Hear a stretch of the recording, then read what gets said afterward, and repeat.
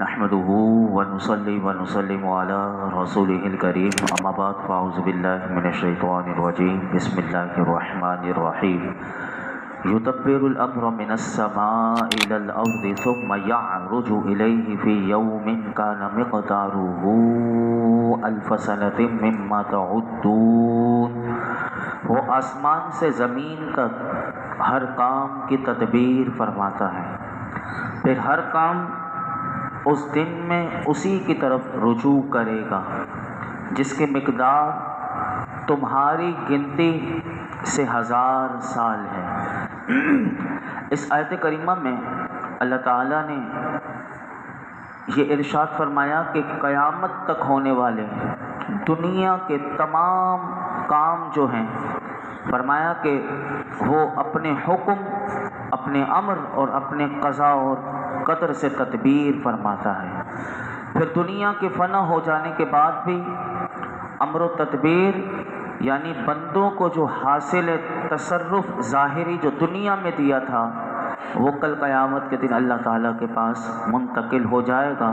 کہ فرمایا جس کی مقدار دنیا کے ایام کے حساب سے 1000 سال ہے، اور وہ دن روز قیامت ہے۔ یاد رکھیے گا، قیامت کے دن کی اتنی لمبی درازی جو ہے، بعض کافروں کے لیے 1000 برس ہوگی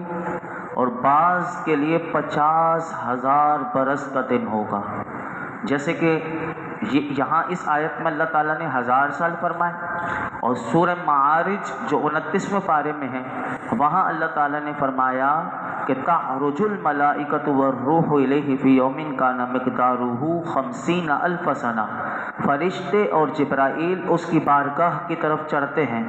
اور وہ عذاب اس دن ہوگا کہ جس کی مقدار 50,000 سال ہے۔ یعنی قیامت کا دن کسی کے لیے 50,000 سال لمبا ہوگا، کسی کے لیے 1000 سال، اور مومن کے لیے اتنا ہلکا کر دیا جائے گا۔ یہ اللہ کا کتنا بڑا کرم ہوگا، اللہ اکبر۔ اس کو فرمایا کہ جتنا فرض نماز ادا کرنے میں وقت ہوتا ہے، مومن کے لیے اتنا وقت ہوگا قیامت کے دن۔ اور یہ حدیث پاک میں بھی آتا ہے، حدیث پاک مسند امام احمد میں ہے کہ حضرت ابو سعید خدری رضی اللہ تعالیٰ عنہ سے روایت ہے کہ رسول اللہ صلی اللہ علیہ وسلم نے ارشاد فرمایا، اس ذات کی قسم کہ جس کے قبضہ قدرت میں میری جان ہے، قیامت کا دن مومن پر ہلکا ہوگا، حتیٰ کہ اس فرض نماز سے بھی زیادہ ہلکا ہوگا جو مومن دنیا میں پڑھا کرتا تھا۔ اب آپ اندازہ لگائیں کتنا ہلکا کر دیا جائے گا مومن کے لیے، تو یہ کتنا بڑا اللہ کی طرف سے انعام مومن کے لیے ہے۔ آگے ارشاد فرمایا، ذالک عالم الغیب والشہادۃ العزیز الرحیم، یہ ہے اللہ ہر پوشیدہ اور کھلی ہوئی بات کو جاننے والا، عزت والا، رحمت والا۔ اس سے پہلے والی آیت میں اللہ نے فرمایا کہ وہ زمین سے آسمان، آسمان سے زمین تک ہر کام کی تدبیر فرماتا ہے، اور اس آیت میں اللہ تعالیٰ نے ارشاد فرمایا، اے لوگوں، اللہ تعالیٰ ان تمام چیزوں کو جاننے والا ہے جو تمہاری نظروں سے پوشیدہ ہے، اور ان چیزوں کو بھی جاننے والا ہے کہ جن کا تم مشاہدہ کر سکتے ہو۔ اور جو کوئی اللہ کے ساتھ کفر کرے اور اس کے غیر کو اس کا شریک ٹھہرائے اور اس کے رسولوں کو جھٹلائے، تو یاد رکھنا کہ اللہ تبارک و تعالیٰ اسے سزا دینے پر بھی قدرت رکھتا ہے۔ اور جو اپنی گمراہی سے توبہ کر لے اور اللہ اور اس کے رسولوں پر ایمان لے آئے اور نیک اعمال بجا لائے، تو فرمایا اللہ رب العالمین اس کی توبہ کو قبول فرما کر اور اس پر رحمت فرمانے والا ہے۔ آگے اللہ تعالیٰ نے اب مزید اپنی صفات کو جن آیات میں بیان کیا وہ سنیے۔ فرمایا، الذی احسن کل شیء خلقہ وبدأ خلق الانسان من طین ثم جعل نسلہ من سلالۃ من ماء مہین ثم سواہ ونفخ فیہ من روحہ وجعل لکم السمع والابصار والافئدہ قلیلا ما تشکرون۔ اور وہ جس نے جو چیز بنائی خوب بنائی، اور انسان کی پیدائش کی ابتدا مٹی سے فرمائی، پھر اس کی نسل ایک بے قدر پانی کے خلاصے سے بنائی، پھر اسے ٹھیک بنایا اور اس میں اپنی طرف کی روح پھونکی اور تمہارے کان اور آنکھیں اور دل بنائے، تم بہت تھوڑا شکر ادا کرتے ہو۔ اس آیت میں اللہ تعالیٰ نے پہلے فرمایا کہ ساری چیزوں کی تدبیر اللہ فرماتا ہے، اب فرمایا جو چیز بھی کائنات میں اللہ نے بنائی، فرمایا وہ حکمت کے عین تقاضے کے مطابق بنائی، ہر جاندار کو وہ صورت دی جو اس کے معاش کے لیے بہتر ہے، اور اس کو ایسے اعضاء اللہ نے عطا کیے کہ جو اس کے معاش کے لیے مناسب ہیں۔ یہ جو میں نے بات آپ کے سامنے عرض کی، اگر آپ اس میں غور کریں تو آپ کو اس میں اللہ رب العالمین کی عظمت کا پتہ چلے گا کہ اللہ رب العالمین نے جو چیز بھی کائنات میں بنائی ہے بڑی ہی خوبصورت بنائی ہے کہ اگر آپ ایک چونٹی کو بھی دیکھیں اور چونٹی میں بھی انسان غور کر کے یہ سمجھے کہ اس کے اعضاء میں جو چونٹی کی ٹانگیں ہیں اتنی معمولی سی، اگر اس میں اتنی ایک زیادہ ہونی چاہیے تھی یا کم ہونی چاہیے، اسی طرح چونٹی سے لے کر ہاتھی تک انسانوں میں جو چیز کائنات میں اللہ رب العالمین نے بنائی وہ بڑی خوبصورت بنائی، اور کوئی اس میں کمی بیشی کا یعنی اللہ رب العالمین پر اعتراض کبھی نہیں کر سکتا، اور وہ مانے گا کہ اللہ رب العالمین نے جیسا اس کو بنانا تھا ویسا ہی بڑا خوبصورت بنایا، اور چونٹی کو جس طرح کھانا ہے وہ اس کو پورا اس کے اعضاء، اس کی سمجھ، سب کچھ اللہ رب العالمین نے ایک چونٹی سے لے کر ہاتھی تک ساری مخلوق میں جو اس کی مخلوق ہے ان کو اللہ رب العالمین نے ویسے ہی اعضاء اور ان کا معاش کے لیے جو بہتر تھا وہ اللہ تعالیٰ نے عطا فرمایا۔ اسی طرح اس آیت میں اللہ تعالیٰ نے یہ بھی ارشاد فرمایا کہ اللہ تعالیٰ نے حضرت آدم علیہ السلام کو مٹی سے بنا کر پہلے انسان کی پیدائش اللہ تعالیٰ نے مٹی سے فرمائی، اور پھر جو نسل چلی ہے وہ فرمایا وہ ایک بے قدر پانی، یعنی اس پانی کی کوئی حیثیت نہیں ہے، وہ فرمایا اس بے قدر پانی کے خلاصے کے یعنی نطفے سے اللہ تعالیٰ نے پھر نسل انسانی کو چلایا ہے، اور پھر اسی بے قدر پانی سے جس انسان کو بنایا تو وہ مکمل درست بنایا، اور فرمایا پھر اس میں اپنی طرف سے روح پھونکی اور اس بے حس بے جان جو باڈی تھی فرمایا اس میں اس کو حساس بھی بنا دیا اور جاندار بھی کیا، اور فرمایا تمہارے کان، تمہاری آنکھیں اور تمہارے دل بنائے۔ کیوں بنائے؟ تو یہ تین اہم چیزیں ہیں انسان کی باڈی میں، یہ تین اہم چیزیں ہیں، آنکھیں، کان اور دل، فرمایا تاکہ تم سنو، دیکھو اور سمجھو، ان تینوں چیزوں سے یہ کام لو۔ فرمایا لیکن تمہارا حال یہ ہے کہ اتنی عظیم نعمتوں کے مقابلے میں تم رب تعالیٰ کا بہت کم شکر ادا کرتے ہو۔ ہم اللہ کی بارگاہ میں دعا کرتے ہیں مالک ہمیں کثرت سے شکر ادا کرنے والا بنا دے، اور جو تو نے ہمیں نعمتیں عطا کی ہیں مولا اس کی قدر بھی عطا کر دے اور اس کا احساس بھی ہمیں عطا فرما۔ وَقَالُوا أَإِذَا ضَلَلْنَا فِي الْأَرْضِ أَإِنَّا لَفِي خَلْقٍ جَدِيدٍ بَلْ هُمْ بِلِقَاءِ رَبِّهِمْ كَافِرُونَ، اور انہوں نے کہا کیا جب ہم مٹی میں گم ہو جائیں گے تو کیا پھر نئے سرے سے پیدا کیے جائیں گے؟ بلکہ وہ اپنے رب کے ملاقات کے جو ہیں وہ منکر ہیں۔ اس آیت کریمہ میں اللہ رب العالمین نے ان لوگوں کا ذکر کیا کہ جو قیامت کے بارے میں شک میں مبتلا لوگ کافر ہیں، ان کا ذکر کیا۔ فرمایا کہ وہ کافر جو ہیں وہ اس طرح کی باتیں کرتے ہیں کہ قیامت کے دن یعنی حضور کی بارگاہ میں وہ اس طرح کی گفتگو کرتے تھے کہ مرنے کے بعد جب ہم خاک میں مل جائیں گے اور ہوائیں ہماری خاک کے ذروں کو زمین کی وسعتوں میں منتشر کر دے گی تو پھر یہ کیسے ممکن ہے کہ ہزاروں سال سے ہمارے ان بکھرے ہوئے ذروں کو یکجا کر کے پھر انہیں زندہ کر دیا جائے گا؟ پہلے تو وہ کہتے تھے کہ ان ذروں کا سراغ لگانا ہی محال ہے، یعنی ناممکن ہے، اور اگر کوئی سراغ لگا بھی لے تو انہیں یکجا کرنا پھر ان میں زندگی پیدا کرنا یہ ہماری سمجھ میں نہیں آتا۔ اس لیے جو دین ایسی باتوں کو تسلیم کرنے کی دعوت کہتا ہے جو بعید از امکان ہو اس کو مان لینا اور اس پر ایمان لانا، وہ یہ سمجھتے تھے کہ یہ دانش مندی نہیں۔ اللہ تعالیٰ نے ان کافروں کا جو جواب اسی آیت میں دیا، فرمایا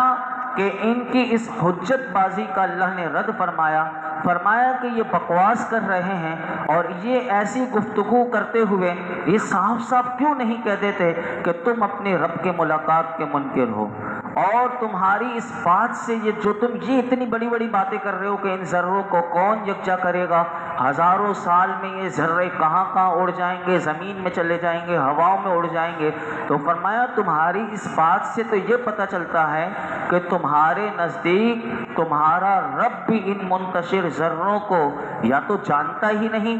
یا پھر کہاں کہاں ہے، یا جانتا تو ہے لیکن ان کو یکجا کرنے سے عاجز ہے۔ اے حقیقت ناشناسوں، یعنی تم نے اس حقیقت کو سمجھا ہی نہیں کہ اللہ کے علم میں بھی تمہیں کوئی شک ہے، یا اس کی قدرت کے بارے میں بھی تم تردد کا شکار ہو، جس کی حکمت، جس کی قدرت و حکمت کی آیات بینات کا تذکرہ ابھی تمہیں اللہ نے پیچھے سنایا۔ یعنی سورہ سجدہ سے آپ نے ساری باتیں سنی، اللہ تعالیٰ ان سے فرماتا ہے تم نے ابھی یہ ساری میری قدرت اور میری حکمت کی باتوں کو تم قرآن کی صورت میں تمہیں سنا دیا گیا، پھر بھی تمہارا یہ خیال ہے۔ تو فرمایا تم کتنے بڑے بے وقوف اور نادان ہو، اور فرمایا کہ ان کے سارے جملے کا اعتراض کرتے ہوئے اللہ نے صرف اتنی بات کہہ کر بات ختم کر دی کہ فرمایا کہ یہ اللہ کے حضور حاضر ہونے کا ہی انکار کرتے ہیں، اپنے رب کی ملاقات کا ہی انکار کر رہے ہیں۔ پھر آگے اللہ نے جو ارشاد فرمایا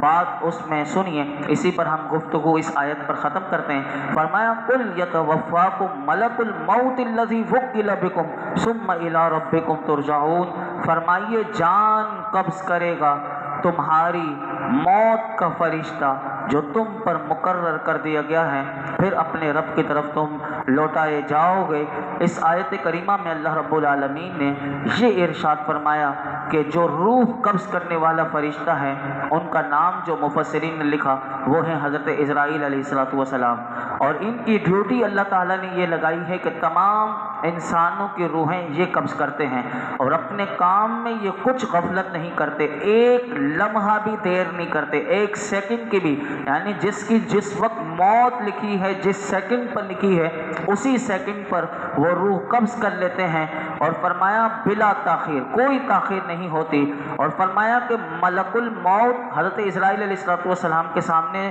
سب لوگ کیسے ہیں، پوری دنیا کے لوگ کیسے ہیں، یعنی سب کی روح قبض کرنے کے لیے ان کو اللہ نے پوری دنیا کے انسانوں کو ان کے سامنے ایسے کر دیا جیسے کہ ایک بندے کی ہاتھ کی ہتھیلی ہوتی ہے، اور ہتھیلی جس طرح وہ دیکھتا ہے اپنی، فرمایا اس طرح مشارق و مغارب کی تمام مخلوق جو ہیں وہ ان کے سامنے اللہ تعالیٰ نے ایسے کر دی جیسے ہاتھ کی ہتھیلی ہے۔ فرمایا جس مخلوق کی روح چاہتے ہیں بغیر کسی مشقت کے اٹھا لیتے ہیں، اور رحمت و عذاب کے بہت سارے فرشتے ان کے ماتحت رکھے گئے ہیں۔ میں آپ کے سامنے ان کا تعارف اس طرح بھی کروا دوں کہ وہ روح قبض کرنے آتے ہیں تو ان کی حالت کیسی ہوتی ہے، تو سنیے یہ بھی ہمیں ملتا ہے تاکہ ہم اللہ سے اس روح جب ہماری قبض ہو اور اسرائیل علیہ السلام ہمارے سامنے آئے تو کس صورت میں آئے وہ سن لیجئے کیسے۔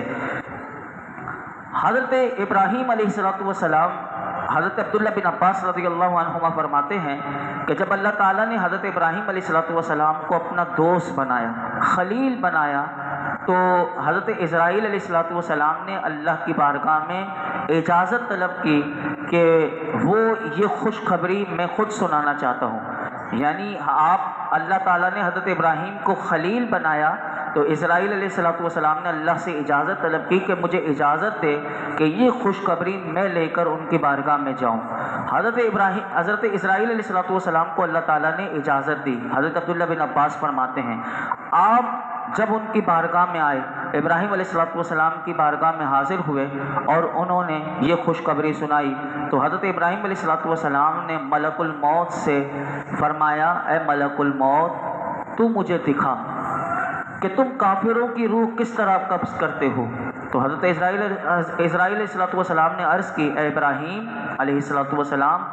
آپ اس وقت کی میری حالت کو نہیں دیکھ سکیں گے، یعنی جب میں کافروں کی روح قبض کرنے کے لیے آتا ہوں تو وہ حالت آپ نہیں دیکھ پائیں گے۔ تو حضرت ابراہیم علیہ السلام نے فرمایا میں تمہیں دیکھ سکنے کی طاقت رکھتا ہوں۔ جب آپ نے یہ فرمایا تو حضرت اسرائیل علیہ السلام نے عرض کی کہ آپ ابھی اپنا چہرہ میری طرف سے پھیر لیجئے۔ تو آپ نے اپنا رخ پھیر لیا تو حضرت اسرائیل علیہ السلام کچھ دیر کے بعد اپنی اس شکل میں آئے کہ جس میں کافروں کی روح قبض کرنے کے لیے ان کے پاس آتے ہیں۔ تو راوی کہتے ہیں حضرت عبداللہ بن عباس کہ حضرت اسرائیل علیہ السلام جب حضرت ابراہیم نے انہیں دیکھا تو دیکھا کہ کالے رنگ کے، بالکل سیاہ کالے رنگ کے شکل آدمی کی شکل میں تھے، اور ان کا سر آسمان تک پہنچ رہا تھا، اور ان کے منہ سے آگ کے شعلے نکل رہے تھے، اور ان کے جسم کا ہر بال ایک ایسے انسان کی صورت میں تھا کہ جس کے منہ اور کانوں میں سے بھی آگ کے شعلے نکل رہے تھے۔ الحمان والحفیظ۔ حضرت اسرائیل علیہ السلام کی یہ حالت دیکھ کر حضرت ابراہیم علیہ السلام پر غشی طاری ہو گئی، اور آپ زمین پر تشریف لے کر بے ہوشی ہو گئی۔ کچھ دیر کے بعد افاقہ ہوا، تو اس عرصے میں یعنی جب تک آپ کی اپنی اصلی حالت میں آئے تو حضرت اسرائیل علیہ السلام بھی اپنی اصل شکل میں آ چکے تھے۔ تو آپ نے اس وقت کیا جملہ کہا؟ حضرت ابراہیم علیہ السلام نے کہا، اے ملک الموت، اگر کافر کو موت کے وقت تیری یہ صورت دیکھنے کے علاوہ کوئی اور غم اور آزمائش نہ بھی پہنچے تو یہی اس کے لیے بہت بڑی سزا ہے، یعنی یہی اس کے لیے کافی ہے۔ پھر حضرت ابراہیم علیہ السلام نے کہا، اب مجھے وہ بھی دکھا، تو نے کافر کا دکھایا، مومن کی جب روح قبض کرنے آتا ہے تو پھر تو کس صورت میں آتا ہے؟ تو حضرت اسرائیل علیہ السلام نے پھر کہا، آپ اپنا رخ پھیر لیجئے۔ آپ نے اپنا رخ پھیرا تو تھوڑی دیر کے بعد ملک الموت کو جب آپ دیکھتے ہیں ابراہیم علیہ السلام، تو وہ سفید کپڑوں میں ملبوس یعنی لباس پہنا ہوا ایک انتہائی خوبصورت چہرے والے نوجوان کی شکل میں موجود ہیں۔ تو حضرت ابراہیم علیہ السلام نے فرمایا، اگر مومن اپنی موت کے وقت تیری اس صورت کو دیکھ لے اور اس کی آنکھوں کو کوئی اور ٹھنڈک یا کرامت نہ بھی ملے تو یہ اس کے لیے کافی ہے، یعنی اتنی خوبصورت شکل میں۔ اور ایک حدیث پاک میں ہمیں یہ بھی ملتا ہے کہ حضرت حضرت رضی اللہ تعالیٰ عنہ فرماتے ہیں کہ نبی اکرم صلی اللہ علیہ وسلم موجود ہیں۔ اب حضور کی نگاہ دیکھیے کیسے اللہ نے کیا نگاہ عطا کی ہے میرے آقا کو۔ ایک انصاری صحابی جو ہیں ان کی موت کا وقت قریب آ رہا ہے، یعنی ان کی روح نکالنے کے لیے حضور بیٹھے ہوئے تشریف فرمائیں، اور اس انصاری صحابی کی روح نکالنے کے لیے اسرائیل علیہ السلام آ گئے۔ تو جب میرے آقا نے ان کو دیکھا تو فرمایا، اے ملک الموت، یہ میرے صحابی ہیں، ان کے ساتھ نرمی اور شفقت سے پیش آنا کیونکہ یہ مومن ہے۔ اللہ اکبر۔ تو حضرت اسرائیل علیہ السلام نے جو جواب دیا، قربان جائیں، قیامت تک کے لیے مومنوں کے لیے جو جواب دیا وہ سنیے۔ حضرت اسرائیل علیہ السلام نے میرے آقا کی بارگاہ میں کہا، یا رسول اللہ، آپ خوش رہیں، آپ کی آنکھیں ٹھنڈی ہوں، میں آپ پر جو بھی ایمان لایا دنیا میں اور وہ اس کا ایمان پر خاتمہ ہو رہا ہوگا، فرمایا میں ہر اس شخص کے ساتھ انتہائی نرمی اور شفقت سے پیش آتا ہوں، یعنی جو بھی جس کا خاتمہ ایمان پر ہوگا میں اس کے ساتھ نرمی اور شفقت کے ساتھ پیش آؤں گا۔ اور اللہ نے اسی آیت میں فرمایا کہ پھر موت کے بعد تم اپنے رب کی طرف واپس کیے جاؤ گے اور حساب اور جزا کے لیے زندہ کر کے اٹھائے جاؤ گے۔ اللہ رب العالمین ہم سب کو بھی موت کے وقت ایمان کی سلامتی نصیب فرمائے، اور موت کے وقت اللہ رب العالمین ہمیں جو نزا کی تکلیفیں ہوتی ہیں اللہ ہمارے لیے آسانی فرمائے۔ یہ حق ہے موت، اس ملاقات کو جب بندہ یاد رکھتا ہے تو اس کے لیے آسانی ہوگی، جو اس موت کو یاد نہیں رکھتا تو پھر اس کے لیے بڑا مشکل ہو سکتا ہے مرحلہ۔ اسی لیے ہمیں بار بار قرآن یہی پیغام دیتا ہے، اپنی موت کو یاد رکھو، اپنی آخرت کی فکر کرو، اپنی قبر کی فکر کرو۔ اللہ رب العالمین اس کی صحیح معنوں میں ہمیں فکر عطا فرمائے۔